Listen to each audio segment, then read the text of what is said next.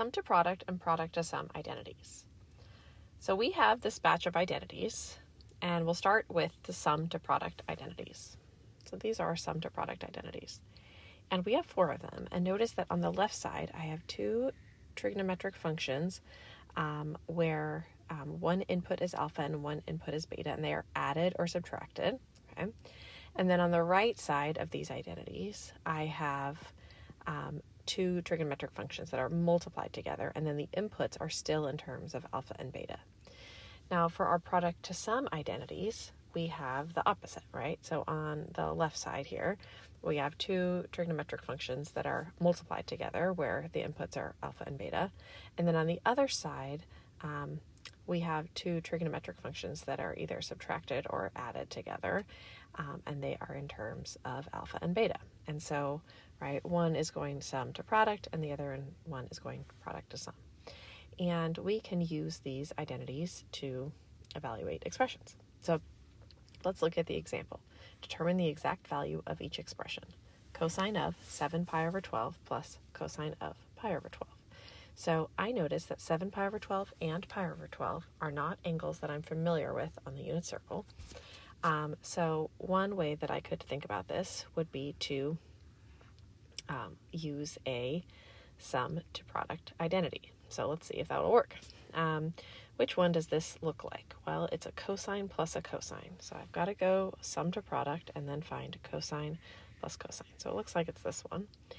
And I see that I have an alpha and a beta. So we'll just call like the first one alpha and the second angle beta. So I'm going to call 7 pi over 12 alpha and pi over 12 beta. So each of those is playing the role of that specific angle.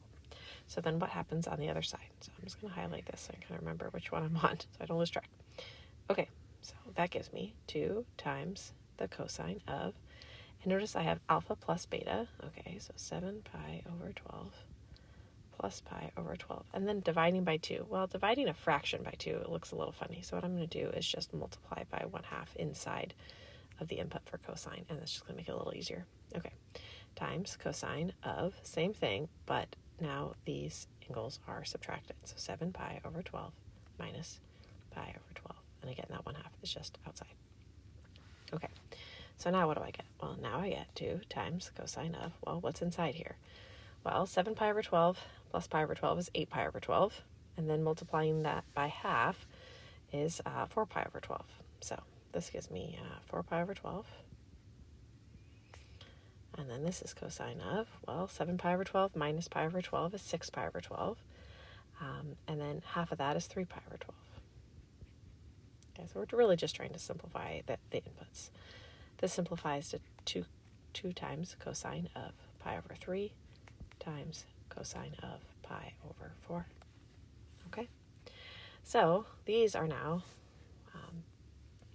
angles that I know on my unit circle, pi over 3 and pi over 4. Pi over 4 is that main diagonal, and pi over 3 is just kind of above it there. So what is cosine of pi over 3? That's 1/2. And what is cosine of pi over 4? Root 2 over 2. 2 and 1/2 multiply to be 1, so the answer is just root 2 over 2. All right, so let's do that. The same kind of idea where I have sine of 5 pi over 24 times cosine of pi over 24. And here I am kind of stuck again because 5 pi over 24 and pi over 24 are not kind of nice angles on my unit circle that I'm familiar with. They're sine and cosine values, but one way to think about that might be to use in this case, product to sum identity, because I'm starting with a product. So if I go up, I'm going to need a sine times a cosine one. Let's see if I have that. Sine times a cosine, I do. Okay, great. So maybe I'll just grab that and see if I can kind of paste it down below so that I can kind of have it to reference, since these are a little bit tricky to memorize sometimes. Okay, so it looks like it matches up, but I need to kind of label who's playing the role of alpha. Kind of like a fun math play. All right, who's playing the role of beta? So everywhere I see an alpha on the right side, I will replace it with 5 pi over 24. And everywhere I see a beta on the right side, I'll replace it with pi over 24. Okay, so this becomes 1/2. This is where I'm just, copying down what I see. sine of, and this is just those angles being subtracted. Okay, so 5 pi over 24 minus pi over 24. That is the input for sine. And then plus sine of, okay, alpha plus beta, so just those being added together. Okay, so 5 pi over 24 plus pi over 24 is now my input for sine. All right, we've got a lot of simplifying. Once you get it in, that's like the hardest part, and then everything else kind of falls away. So 5 pi over 24, take away pi over 24. That is just 4 pi over 24. Right? So this is just 4 pi over 24. And what does that reduce to? Pi over 6. So this is sine of pi over 6. Okay. Plus sine of 5 pi over 24 plus pi over 24, 6 pi over 24. I can see that that's going to reduce to pi over 4. Okay. So now I'm looking at sine and cosine values that I'm familiar with on the unit circle. So that's good. I'm going to find those. Pi over 4, main diagonal. Pi over 6 is the one below it. So this is 1/2, and I'm going to have two values. The sine of pi over 6 is 1/2, and sine of pi over 4 is root 2 over 2.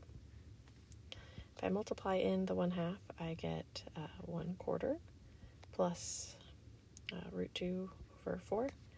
And then oftentimes I will write this, just since they have a common denominator, as 1 plus root 2 over 4.